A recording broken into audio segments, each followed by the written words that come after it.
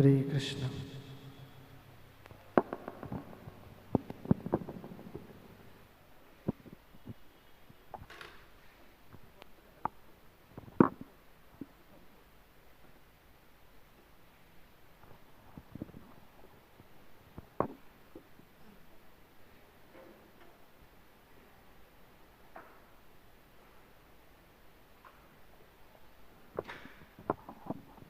ऊपर करो ऐसे नहीं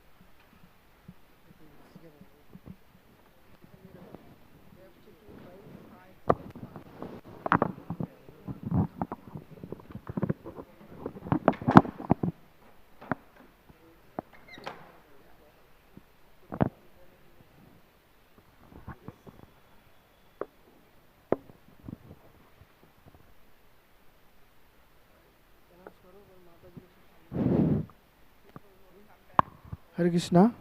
माताजी सब सामने आ जाइए आप लोग।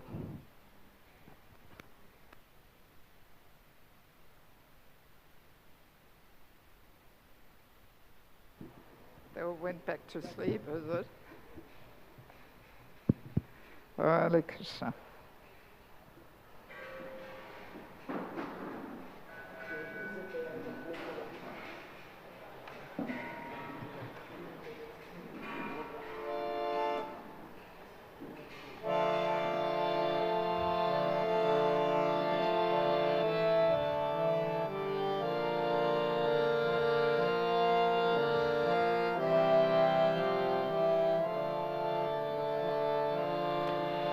Jaya Rama Rama Kanja Yare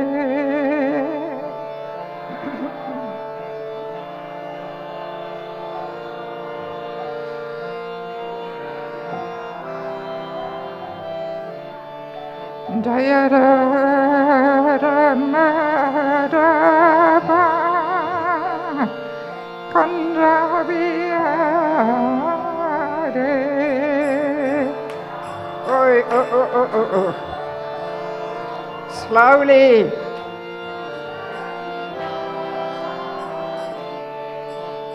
Kupidhanavallappa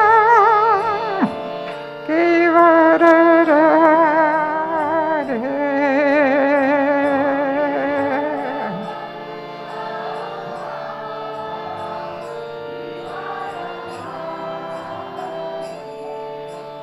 Kupidhanavallappa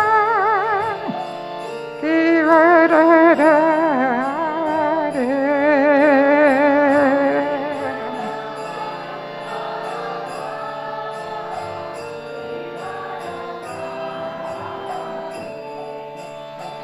Yashodanandana Vajjanarandana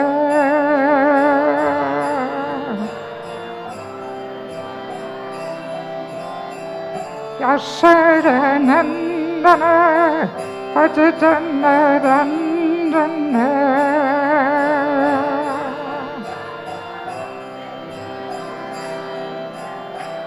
Yamuna Tira Vanachare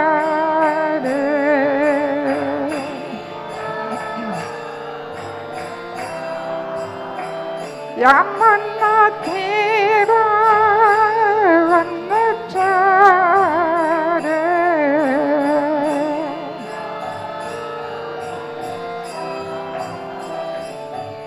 Jaya Rama Rama Kanraviyare.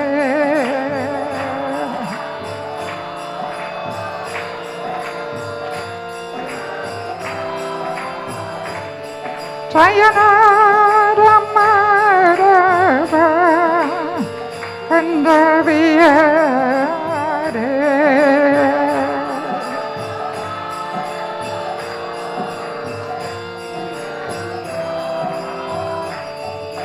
Kupidhanavallappa Kivarare.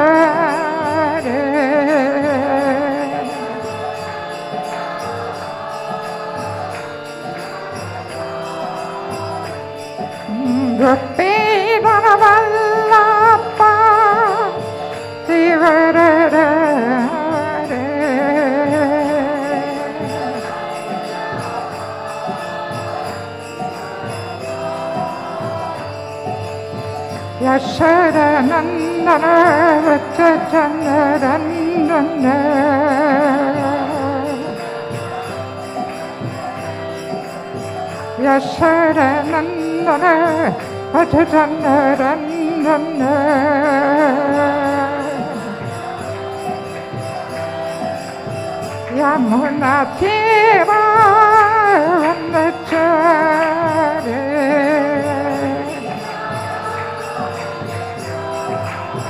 Yamuna Tiva Vandachare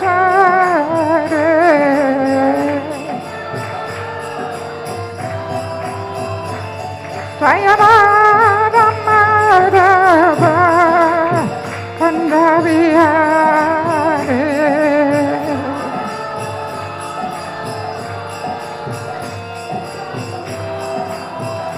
Jaya Prabhupada, Jaya Prabhupada, Jaya Prabhupada, Srila Prabhupada.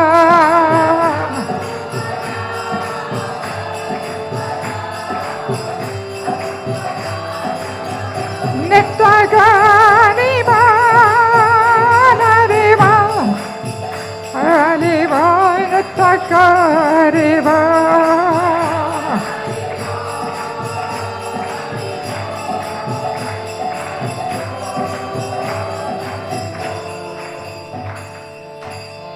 The Tiger Premanandi, Srila Prabhupada ki, Samaveda Bhaktivinoda ki, Gaura Premanandi. Can somebody take the harmonium away? Thank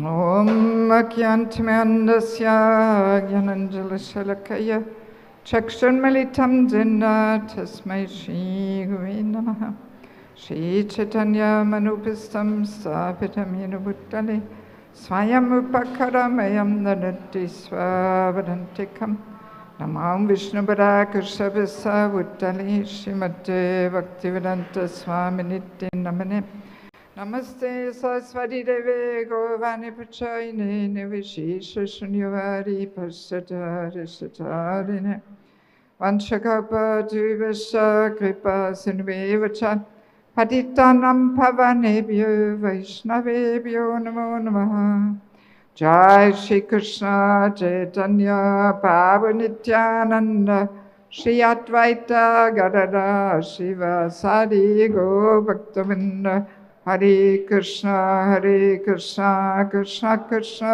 Hare Hare, Hare Rama, Rama Rama, Hare Hare. So thank you very much for allowing me to visit you for a few days and share some insights and realizations. So since it is my first visit to this community, I will briefly introduce myself. So my name is Devaki Davidasi. I am originally from Germany, but I have not lived there for over 40 years. So I left Germany searching for a higher purpose of life, and I met the devotees in Australia, in Sydney, in 1985. And I immediately joined the ladies' ashram. I was 4 years in the ladies' ashram in Sydney, getting solid training. Then I was married for 10 years, and in that time we pioneered the first more organized temple in the former Soviet Union. This was a very dynamic, adventurous time in pioneer work. So then 1999, my husband left Krishna consciousness and left me. So since then, I am in white, traveling the world. I'm basically living out of a suitcase. And I'm preaching for 5 months per year around India and Bangladesh.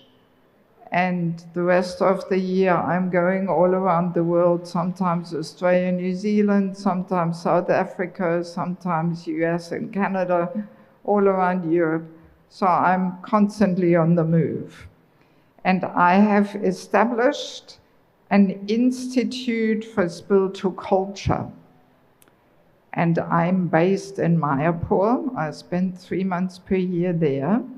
And I am teaching all different courses which I developed, because over 24 years of preaching in Bangladesh, I received deeper insights in how our Vaishnava philosophy is meant to be lived. You really experience this in Bangladesh. It's a very special place. So yes, and now I'm putting these courses also in book form. I have published 5 books. I will tell you something at the end of the class, hoping that maybe some of you will feel inspired to get some copies, because they're all very relevant, practical topics which help us to actually develop our bhakti like that. Okay, so today, can somebody take this away? No need.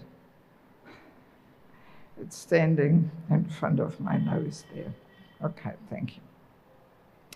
So we don't have a regular Bhagavatam class today, but a topic-related class. And I would like to discuss with you the topic of prajalpa. Prajalpa, it will destroy this movement. This is a statement by Srila Prabhupada, which he made. And the way I understand it is not that he is predicting that prajalpa, it will happen, that it will destroy this movement, but it is more like a warning that if we don't stop engaging in talking prajalpa, this has the power of destroying this movement. Because we may have observed also that actually Lord Chaitanya's Sankirtan movement is more threatened by the attacks from within. If we have outside attacks, they are not as destructive. They are actually usually uniting the devotees in preaching, right? But what is really destructive is the attacks from within. And they usually are based on prajalpa. Yes. And just some Shastric references to start off with. Nectar of Instruction, verse 2. Atyabhas yasascha prajalpa niyamagraha. So there we have it, prajalpa. Rupa Goswami is warning us that our devotional service will be spoiled if we become too entangled in talking unnecessarily about mundane subject matters. So of course we always think that our mundane talk is necessary, but usually it's not. It's unnecessary. And then we also have Nectar of Instruction, verse 1, Vacho vegam manasakhoda vegam, jiva vegam udo bhasta vegam. So there Rupa Goswami also tells us that we have to control the urge to speak, or the urge of the tongue, let's put it that way, right? Urges of the tongue. So and the tongue has 2 functions, to eat, to talk, and usually in both functions we easily overdo it. That we eat too much. Yes, I'm sure we all know that feeling. And that we just talk too much. So the tongue is the most ferocious sense organ. Very difficult to control. Tongue, belly, genitals in one line. So it all starts with the tongue, right?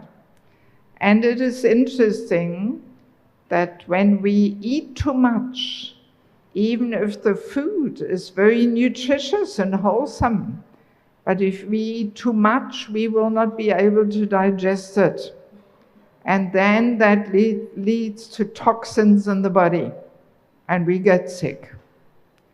And similar thing happens when we talk too much. It also develops toxins in the subtle body, right? Actually, the holy name carries an echo called Dvani. And we can sometimes have that experience. We just had a Kirtan Mela in the MVCC. So if we attend a very nice, empowering Kirtan of a great sadhu, we can still feel this nice feeling in the heart. So this is the holy name still working on our heart, even after the Kirtan finished. So, and what destroys the echo immediately is prajalpa. Yes, immediately it switches on the mundane mind and this echo, boom, is destroyed. Right? Yeah, so we have to be very careful.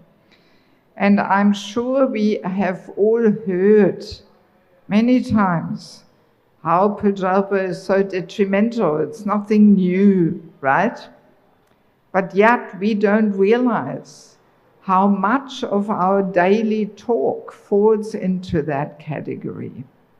Yeah, because often it is rather subtle, and these subtleties we easily overlook. And actually, Srila Prabhupada, he was very heavily chastising the devotees when they were engaging in prajalpa. There are several nice incidences mentioned in Koma Prabhu's book, The Transcendental Adventure, Prabhupada's pastimes in Australia and New Zealand.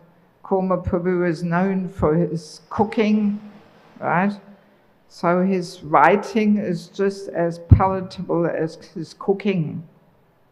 I actually know him personally quite well because when I joined in Australia, I used to cut up the vegetables in the kitchen when he was cooking the Sunday feast. Yes. So in any case, he describes this incident with Upendra Prabhu, a disciple of Prabhupada, who was cooking lunch for Prabhupada, and some devotees came, that was in Melbourne, in Australia, and some devotees came back from India. And in those days, of course, we didn't have social media and internet and all that. So all the news were given by talking. So there was all this talking going on in the kitchen. Oh, this devotee, that devotee, all the latest news. This devotee has done this, that devotee has done that. So Prabhupada was in the next room and heard it. And he got very angry. He called Upendra Prabhu in his room and he was saying, Upendra, what are you doing? Are you talking prajalpa? And Upendra Prabhu said, is talking about other devotees prajalpa, Srila Prabhupada? And Prabhupada said, yes. This devotee, that devotee, life is short, don't waste your time. When two devotees meet, they should discuss Bhagavad Gita, Bhagavatam, service to the Lord, and not just talking this devotee, that devotee. You know. So, and he gave Upendra a 10-minute lecture, instructing him to stop talking prajalpa. And then there was a similar incident, again with Upendra, cooking in the kitchen and talking prajalpa with devotees. And again, Prabhupada called him in his room and chastised him. And that's when Prabhupada said, prajalpa, it will destroy this movement. So it's from Koma Prabhu's book. Yes, and then there was also another funny little incident. That was in America, I believe. That was when the telex machine had just come out. So most of us don't even know what telex is, outdated technology. So this is the previous technology to fax, was telex. So, and as far as I understand, this was the first technology where we could write something on one end and it would come out instantly at the other end. So, and the devotees in one of the temples in America, they had purchased such telex machine. And they were very excited to show Prabhupada the latest technology. So, and Prabhupada, he was always interested, to see, because after all, it can be used in Krishna service. So then one devotee showed him and said, "Oh, Prabhupada, if every temple in the world has such a telex machine, then we can communicate all over the world." So what was Prabhupada's answer? "No, you will only talk prajalpa all over the world." That was his answer. No need. So Prabhupada knew exactly, if we don't have too much modern technology, then the prajalpa happens in one room. But with the modern technology, it goes all over the world. Yes. So internet, social media is really magnifying this tendency of prajalpa, like anything.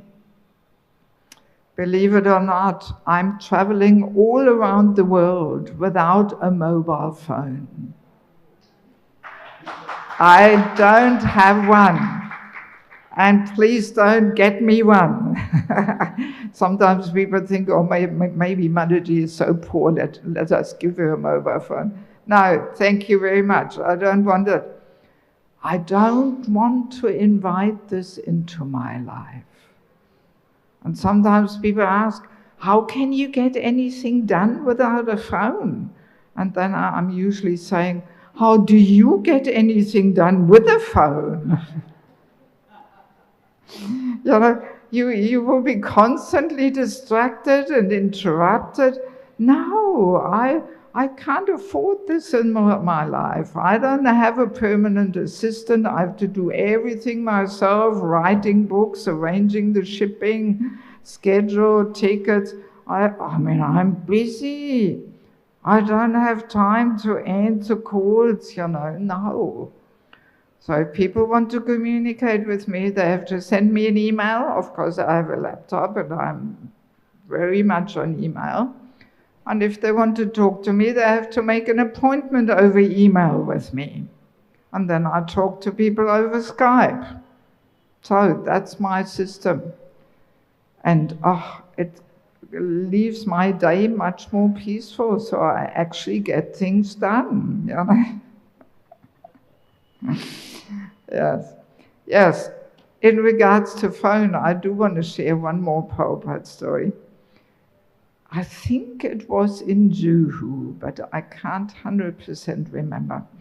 Prabhupada was just moving into his new quarters, and the devotees had put a phone line into Prabhupada's room. So it was first time that Prabhupada had his personal phone line. So, and what happens? First night, in the middle of the night, the phone rings. Oh, Hare Krishna Swamiji, I just wanted to say Hari Bol and see how you are, middle of the night. Somebody from America had forgotten that there is a time difference.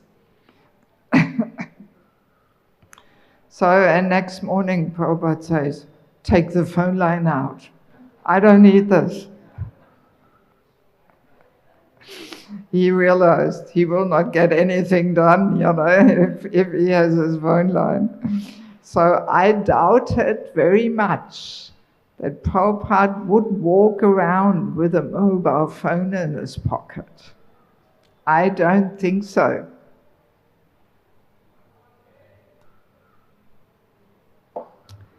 And I'm also wondering, what would he say about Facebook and WhatsApp and all that,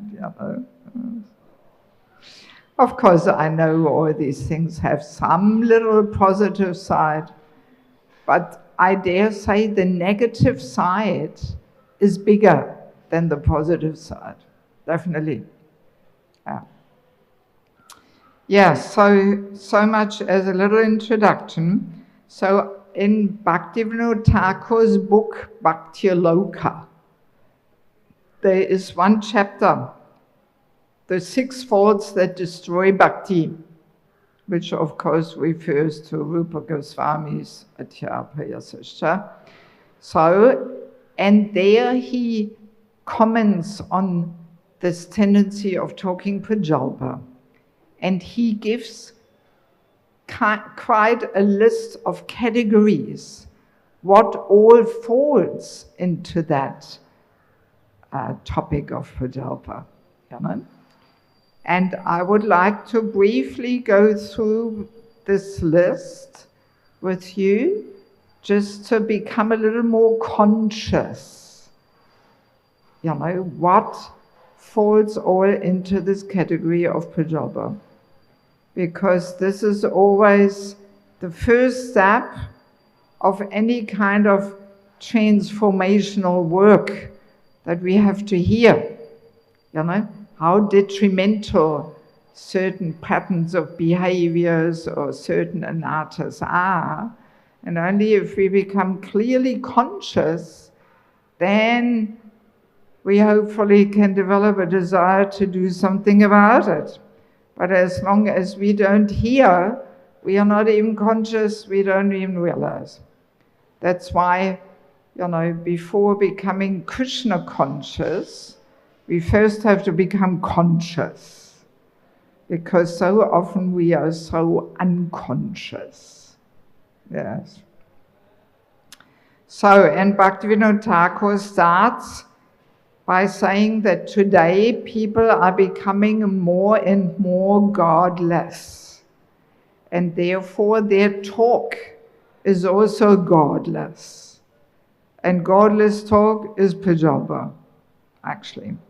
So any kind of talk which is not related to Krishna or devotional service can be classified as prajalpa. And interestingly, we will discover that most types of prajalpa come from envy. Yes, they come from envy.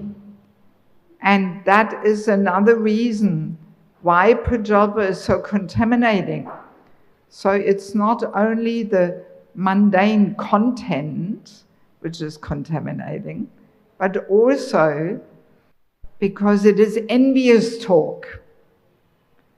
And the amazing thing is that consciousness travels on sound vibration. So if a person is in an envious mood and spreads some envious talk, then this envy travels on the sound vibration coming out of his mouth, and it contaminates everybody. Yeah. So that's another reason why this prajalpa is so detrimental. So the first category Bhaktivinoda Thakur is giving is useless talk. And he puts into that category like any kind of novels and stories which are not really related to Krishna and his associates.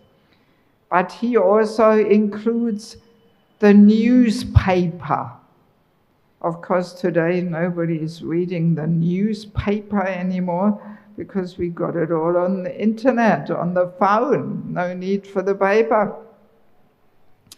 But yeah, if we get too absorbed in studying up on all the different current affairs and news and wars and elections and this and that, what is all happening in the world, this is also prajalpa. And to illustrate this, I want to share a little incident with Prabhupada again. Prabhupada was flying on the plane with a group of his disciples, and on the planes they used to distribute all different newspapers and magazines. Now they're not doing that anymore either, because again it's all on internet, no need. So, but in those days it was like that, and the devotees were reading the Time magazine, which is known to be a very good and socially critical magazine. So when Prabhupada saw the devotees reading the Time magazine, he said, "Oh, let me have a look at this magazine." And he was flicking through the pages, and then he gave it back to the devotees and said, "Actually, devotees should not read this."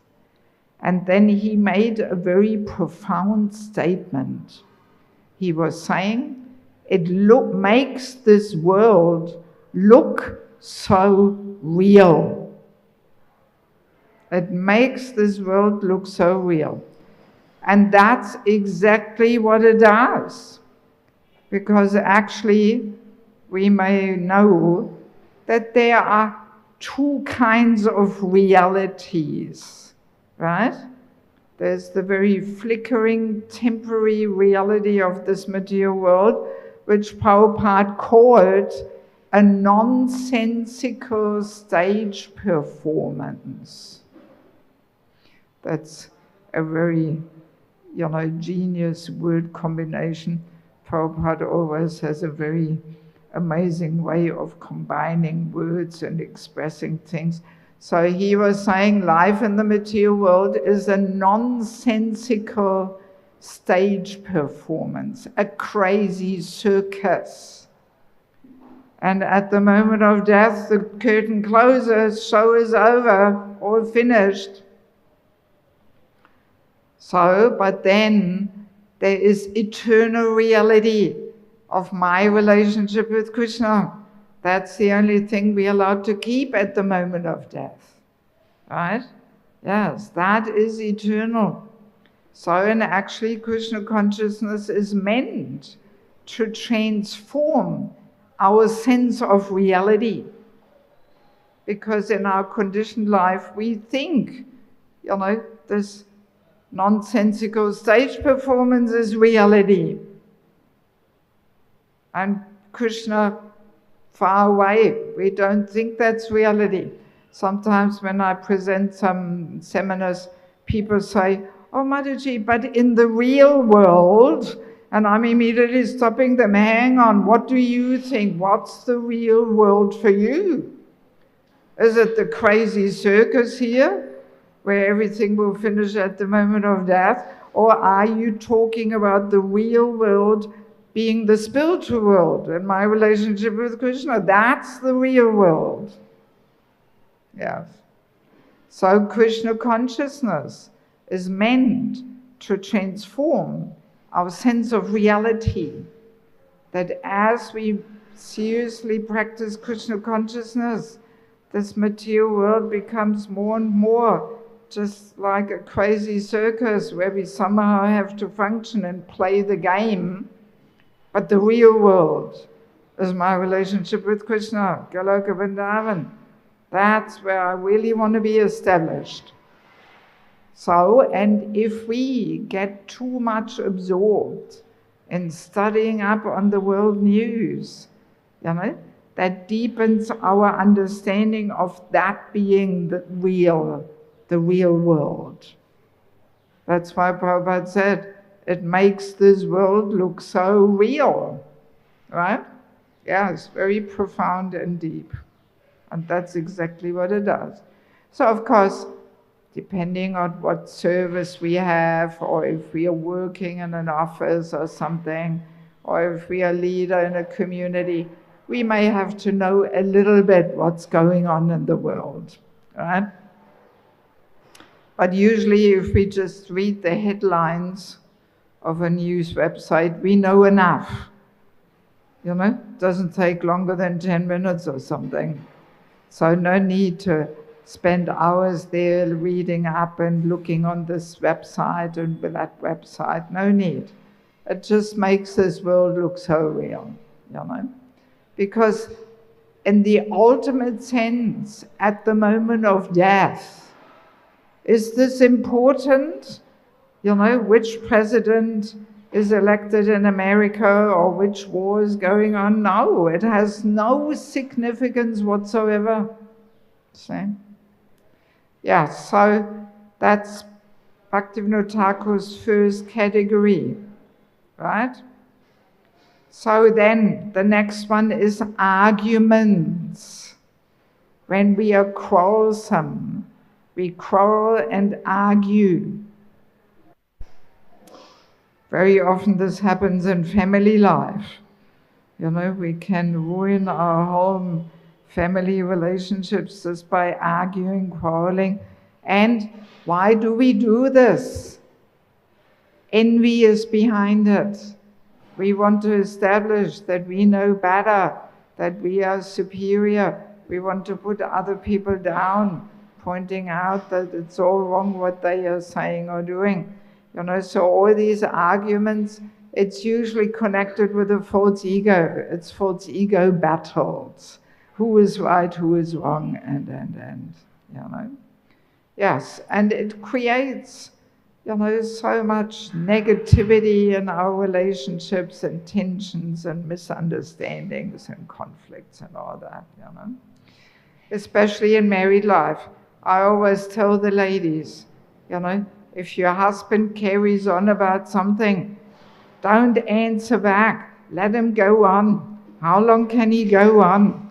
You know, it's not much fun quarreling by yourself. If the other person doesn't answer, how long will you go on? You know, it's like a thunderstorm. When there's a thunderstorm and the thunder is rumbling, we also don't fight against the thunder. We know it's just a question of time until it's finished. Right? And often the men say to me, I'm doing the same thing when my wife carries on, you know. I just don't answer. Let her carry on, you know. Yes. Yeah, so this argument should be avoided. You know, devotees should not take part in this. And it requires that we control the demands of the false ego. You know, that we don't want to show that we know better and we have the last answer and you know, the last word and all this. You know. The next category is gossip. Talking about others without reason and discussing their character. Of course, if we discuss good character traits and their nice activities, that's not prajalpa, that's uplifting. You know, if we glorify devotees and we glorify their qualities. But no, usually we like to talk about their bad qualities. Yes, and that is prajalpa. And again, why do we do this? Because of envy. We like to talk badly about others in order to reduce their importance, their position. In other words, indirectly we say, I don't have this problem. You know, but they have it, so I am better.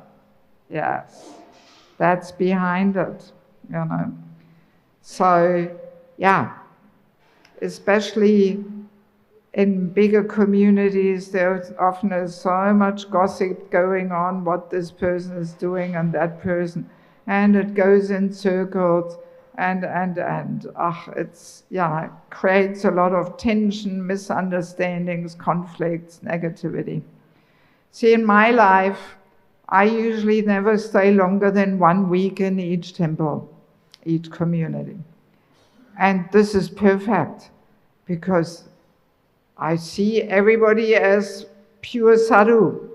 I don't stay long enough to hear all kinds of criticism and gossip and this and that. And I don't get involved in it.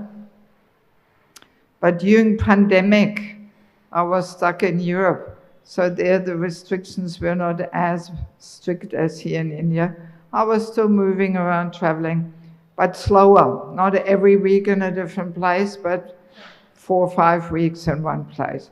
And I immediately realized, when you stay longer than 1 week, you hear all this gossip, all this criticism, you may even become victim yourself of it. Oh my God, you know, so I thought, I was so glad when pandemic was over and I could again move, you know. Yeah, so we have to be very careful.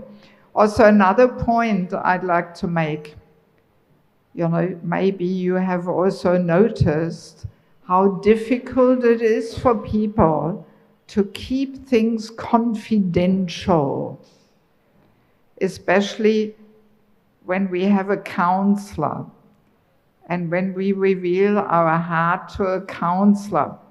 That person really has to keep things confidential and not tell other people.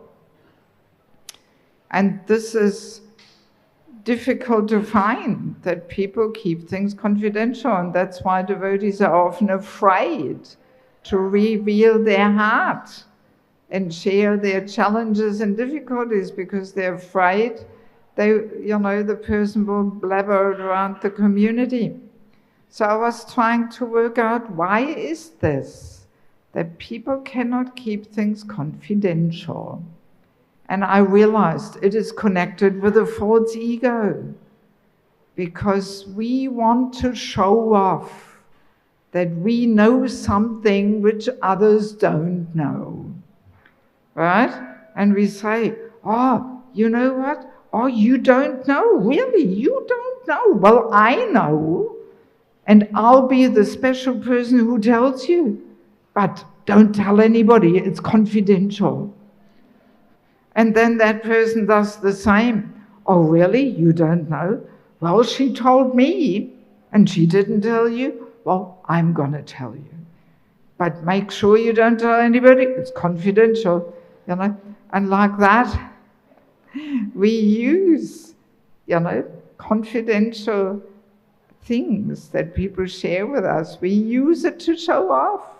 So next time you share something that somebody else told you, you look in your heart and you detect the false ego working on you, pushing you, trying to be special, and it's all very subtle.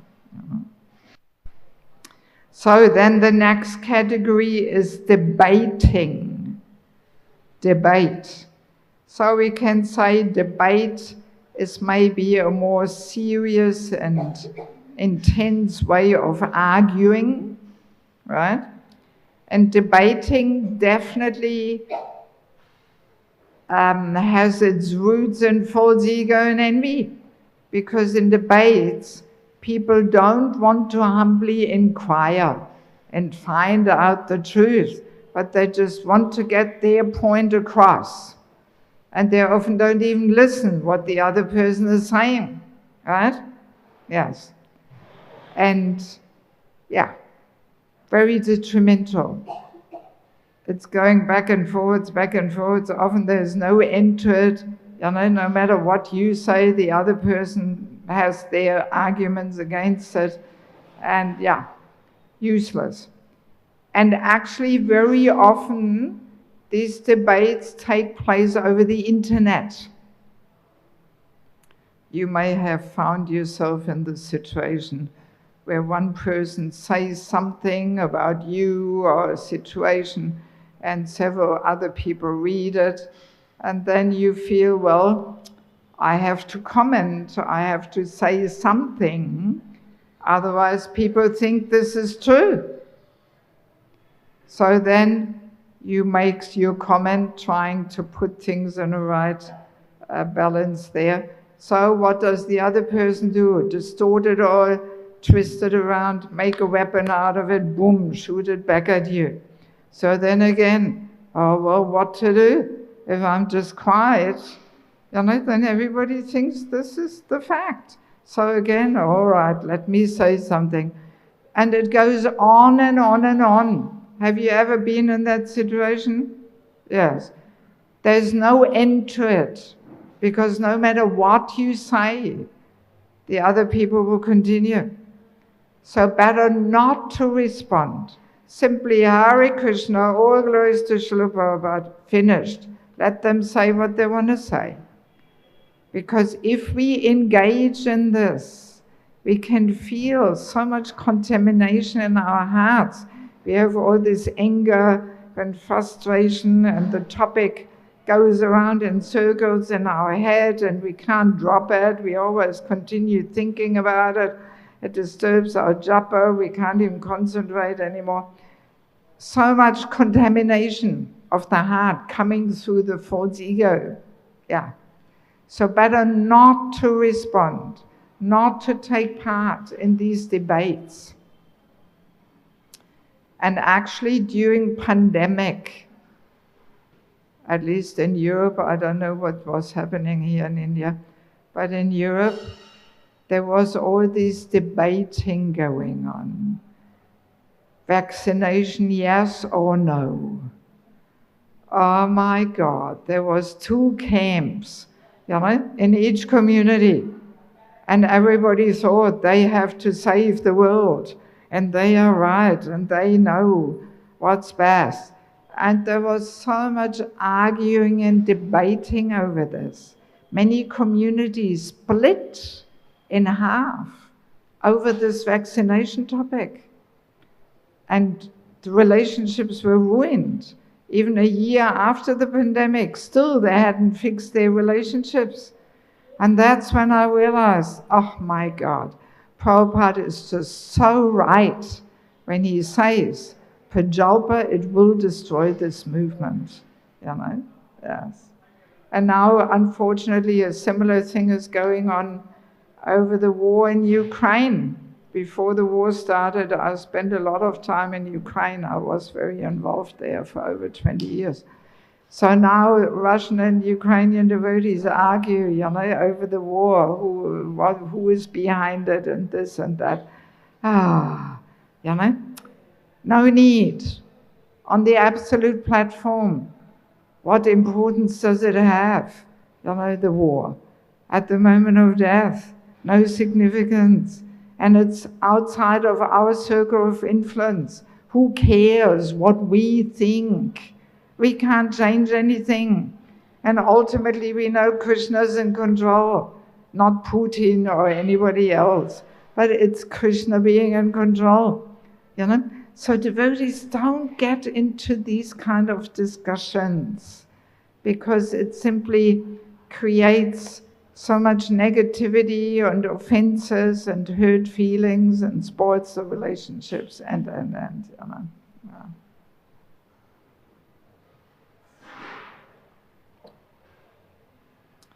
So the next category is fault finding. Finding faults.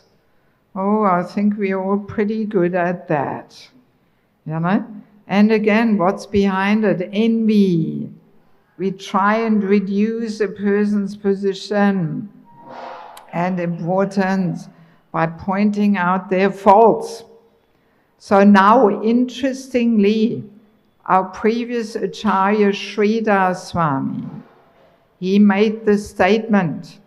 He said, whether it is true or not, talking about faults of a Vaishnava means to blaspheme him, even if it is true. And that is a point which we often miss. We think the fact that a person has that fault justifies us to talk about it. We think, well, freedom of speech. This is modern India. Can't I say the truth? What's wrong with that? Right? Yes. But no, just the fact that we want to express it, that this person has a fault, means envy is behind it. And let us look at a very simple example of our everyday life in ISKCON temples. Let's say a visiting preacher comes and leads a kirtan, and then our friend says, oh, that was a nice kirtan, wasn't it? And then we say, yeah, it was all right, but, the big but, I didn't like the melody. And his mridanga playing needs a bit of improvement. So we find something just to reduce its importance. In other words, we say, if I had led the kirtan, I know so many nicer melodies and my mridanga playing is better anyway. That's actually what we are saying indirectly, you know. Yeah, so, and even if it is true that the melody was a little unusual or his mridanga playing needs improvement, so even if it is true, still, just the fact that we want to express this, if we look in our hearts, we will detect envy, if we are a little introspective and honest. Yes. Very subtle, you know. We can all justify it by thinking, well, I'm just sharing my kirtan experience with my friend. What's wrong with that? You know? But just the fact that we pick the negative and we express that, it shows envy. Yeah. We do these things quite commonly, you know, and we don't even realize. We don't realize because it's so subtle.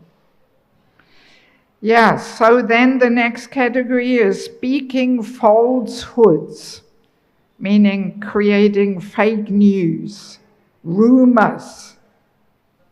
Again, what's behind it? Envy, just to create some, you know, disadvantage for that person, spoil his reputation, and, you know. I mean, out in the material world, it seems like it's some people, it's full-time engagement just to create fake news and put fake videos on the internet. And oh my God, you know, what a perverted way of getting some satisfaction, you know. My God. So very easily these things also happen in our communities, that we create some rumors about somebody just to somehow reduce their importance and damage their reputation, and so very detrimental, creates conflicts, misunderstandings, and you know. So next one is to blaspheme devotees. So we already mentioned, you know, fault finding, even if it is true, that is one form of blasphemy. So there's probably so many other forms also. So yes, to blaspheme devotees is also prajalpa. And the last one Prabhupada is giving is worldly talk, meaning, you know, when we get very absorbed in discussing some categories of knowledge, when we get a kick out of getting into higher mathematics or physics or whatever, just to show our knowledge and expertise, you know, so as prajalpa. Of course, some categories of knowledge, archaeology, astrology, or biology, that can be used in preaching and connection with Krishna and. So, but if we don't connect things with Krishna and preaching, and we're just for the sake of the knowledge we discuss, you know, this is also prajalpa. No need. What's the use? You know? Yeah, so these are the categories that Bhaktivinoda Thakur is giving. So just before we close and see if there's some questions, I do want to share one important rule of Vaishnava etiquette, which is often not observed. So, when there is some disagreement, some conflict on higher levels, if we are on the junior level, we should not discuss, we should not take sides, we should not pass judgments, because we don't know what is really taking place on higher levels. And very easily we create offenses because we don't have the full picture. So we should not get involved and not talk about it. It's beyond our circle of influence. It doesn't matter what we think. It will not make any difference, right?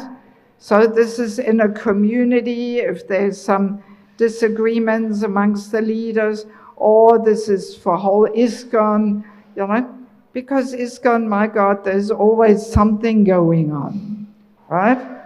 Yes, there's always some, disagreement, some scandals going on, So, ISKCON, who is ISKCON? It's all of us. We are all bringing all kinds of things into ISKCON. So there's always something happening.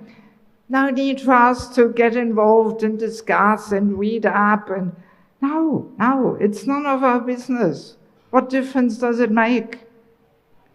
If we get involved, very easily it destroys our faith and the process of devotional service. Yes. It destroys our faith in Prabhupada, in Krishna, in the holy name, in process of bhakti.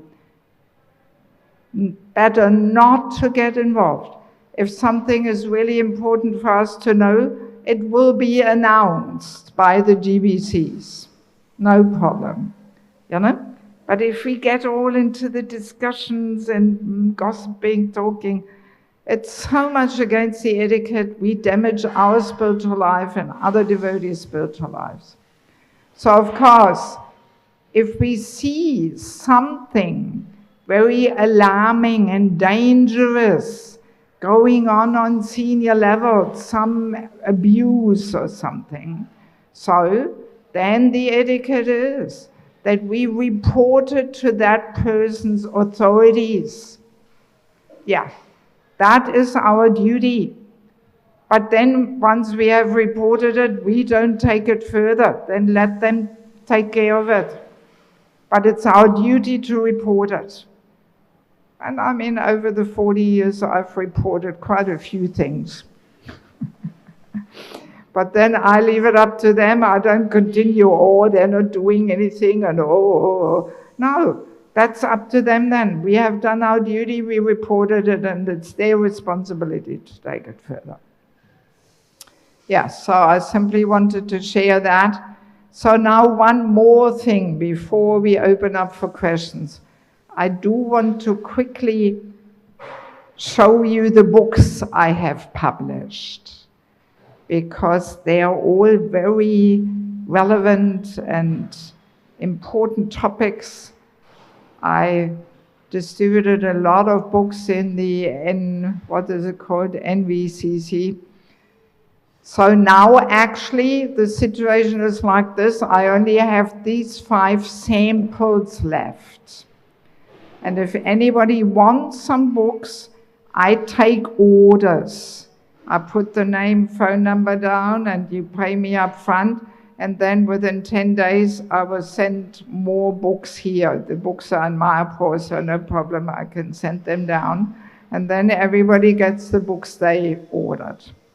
So, Spiritual Culture, Krishna's Divine System. This is all about the man-woman natures, mentalities, qualities, that they're very different.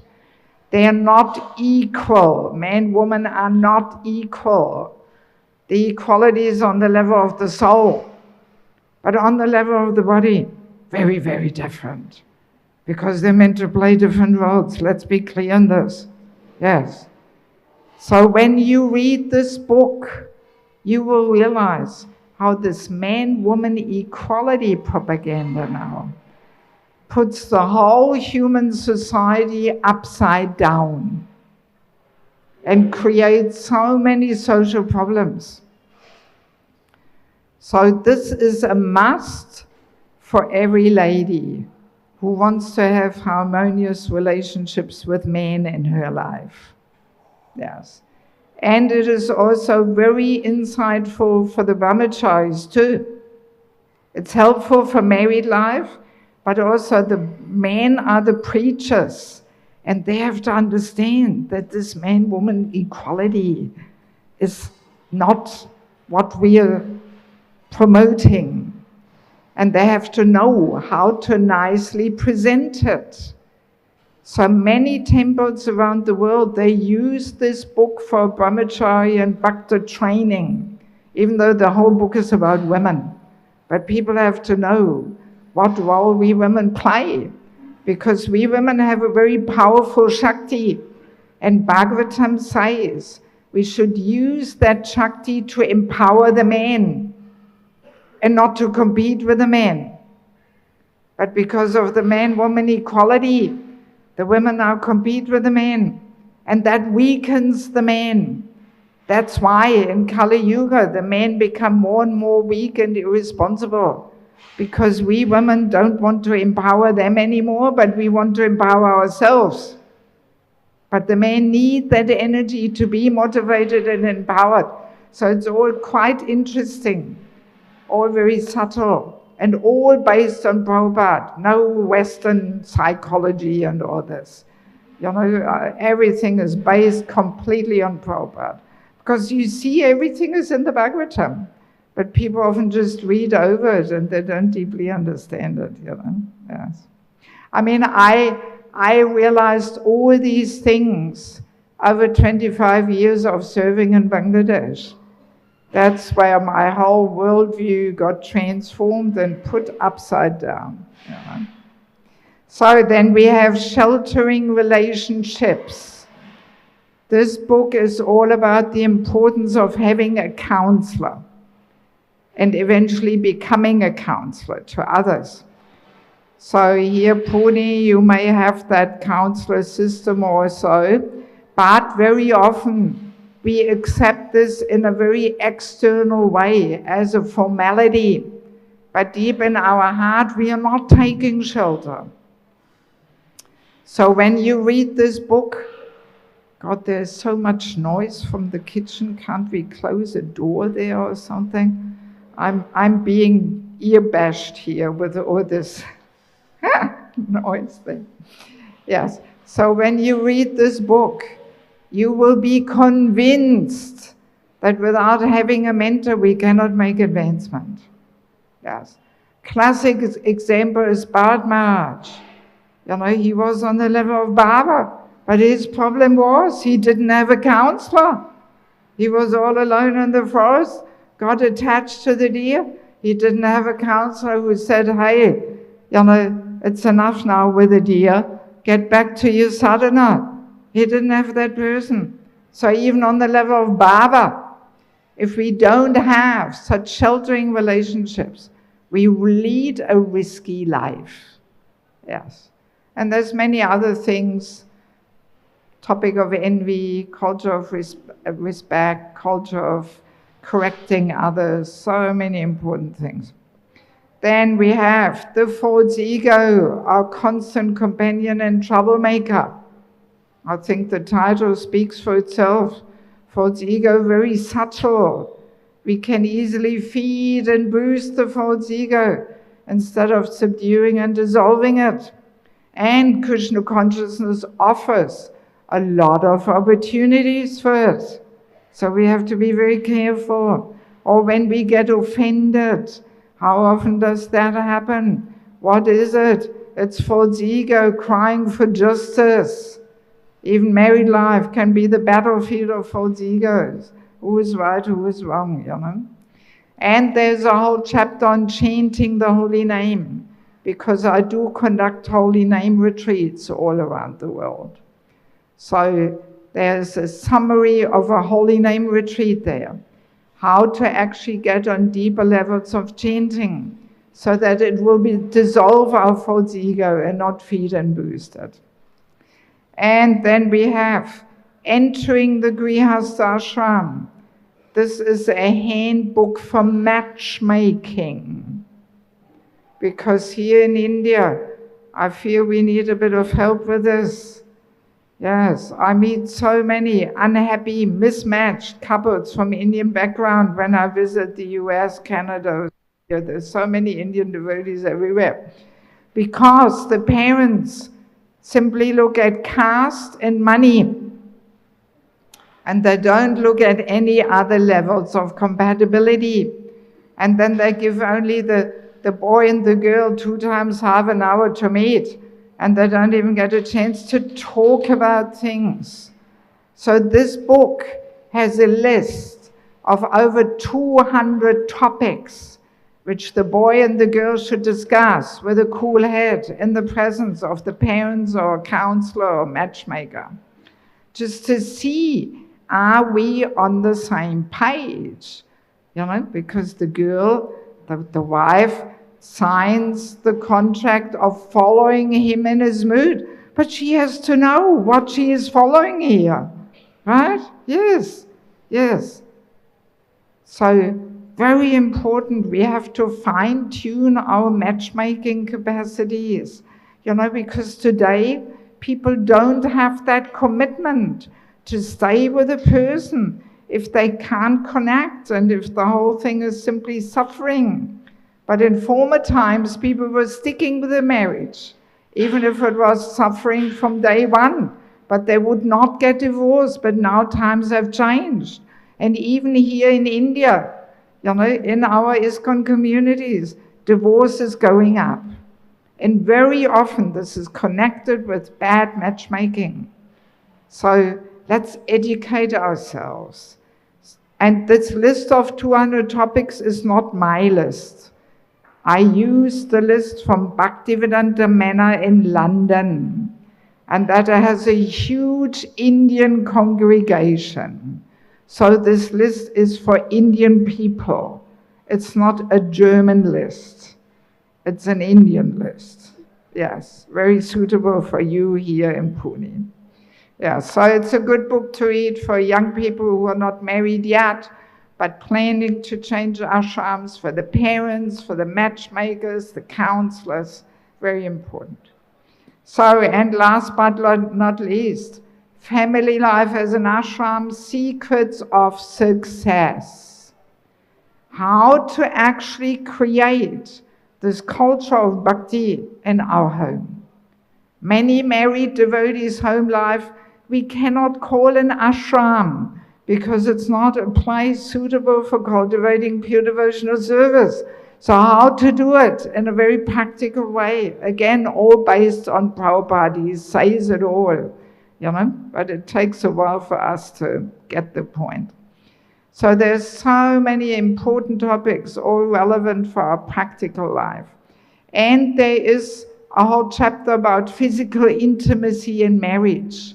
How to live this principle of no illicit sex life in marriage. Nobody talks about it, especially here in India, and people are at a loss how to make it all work. I did some research, and I came across interesting episodes with Prabhupada, where he gives instructions which hardly anybody knows. And that adds a different perspective to the whole topic. So I hope this book will make our family life more Krishna conscious and emotionally balanced and healthy. So if any of you would like to get some books, these last 3 books, they're 350 rupees each, and the first 2 are 300 each. As I mentioned in the beginning, if you want any, you come forward. I have a list here. We put down your name. You can pay cash or with QR code. And then in about 10 days, the boxes will get here. And then one responsible person will notify you and make sure that everybody gets the books they paid for. Okay? So now, 9:12. What do? Shall we finish, or shall we take some questions about the prajalpa? Some questions. Okay, any questions about the topic of prajalpa? No? No question? No question? Well, if there's no question, then what to do? Other questions? Okay, other questions about the books or any other topic? Hare Krishna. This is general. As I heard, you did a lot of preaching in Bangladesh and all. I think 6 months back or 3 months back, some news was there. Anyway, let's not get into that topic. No, I'm not getting into it. I What? just wanted to, explore this. As ISKCON is into making brahmacharis or this devotees and all. So what's your question? My question is, sannyasi, brahmachari, this ISKCON is making devotees and all only, and not making any Kshatriyas. So ISKCON movement is for 10,000 years. Yes. And if certain problems like this in Bangladesh comes, then how ISKCON is trying to sort out? Well, ISKCON will still go on, and in 2 weeks I'm visiting Bangladesh. I'm going there every year. So the preaching is flourishing there. We have hundreds of brahmacharis, so many temples. So all right, there's some little disturbance. It's everywhere in the world, but the preaching is flourishing, no problem. I will go in 3 weeks to Bangladesh. Not a problem. No problem. No. You look beyond 100 years, 200 years. So I don't know, 100 years, 200 years, I hopefully will not be around anymore. See, let's be clear. The material world will always be a place of disturbances and quarrels and conflict. I mean, you're talking about Bangladesh. Why don't you ask about Ukraine? Ukraine was one of the most dynamic communities, and everything is flattened. That's much worse than what's happening in Bangladesh. Yes, Ukraine, my God. The devotees are spread all over the world. I know so many of them. I've been involved there for 25 years. That's much bigger problem. But still, they preach. Oh, yes. So many leave, but many stay. They go on book distribution, even though the bombs are raining. They do food for life. Yes, they're heroes. Yes. Last year I met one family from Ukraine in Mayapur, and I thought they escaped from the war to stay in Mayapur. And they said, no, we are going back. We have our Namahata programs and the preaching is increasing. People take more shelter of Krishna consciousness. Sunday feast programs go on, everything. Even though the whole country is destroyed almost, Yes. So preaching will go on, Yes. Maybe sometimes it gets more difficult here or there or what. But, I feel safer in Bangladesh than in Germany. Yeah. In Germany, almost every week, there's some stabbing, shooting, this happening, on the public transport, in the shopping malls, in the open street, on the schools. My God, every week something is happening, But Bangladesh, I'm usually well protected. Okay, do we have any other question? Yes, please. Thank you for such a nice insight on prajalpa. It's almost like so many different venues where we are doing prajalpa. So I want to ask, as you are talking during the lecture about it is main cause is about envy, then the prajalpa comes. But normally when we hear the envy doesn't go so fast. It's so deep rooted. So it is like an urge. It is prajalpa is not I just keep shut mouth. It just comes out. So please, you can share your experience about how it is just curbing the thing, because we know the thing, we should not do this, we should not do that, but that. Well, the topic of envy, I think, is on the schedule tomorrow. So let's park it for tomorrow. Envy, the main obstruction within relationships. That's what we discuss tomorrow morning. So it fits nicely together. Today, prajalpa, tomorrow, the root cause of the prajalpa, the envy. Okay. Any last thing? Hare Krishna, Hare Krishna.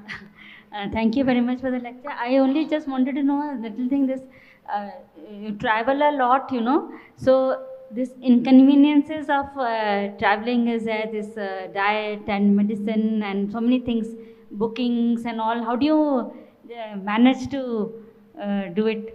By not having a phone. Not having a.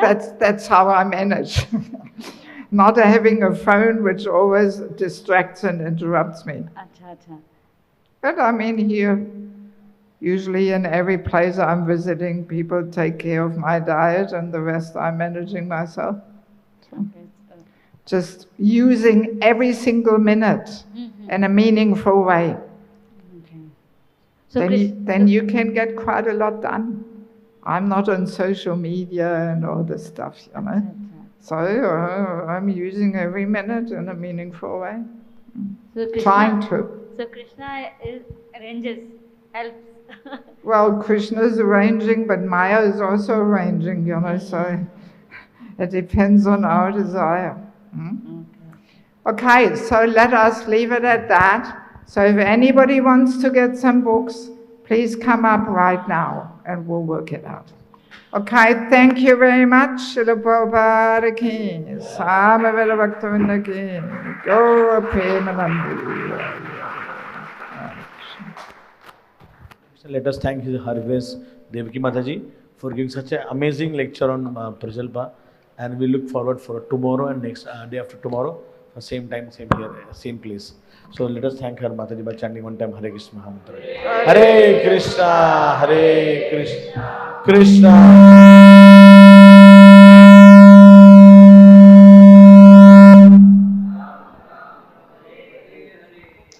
Hare Krishna Devaki Mataji ki jai.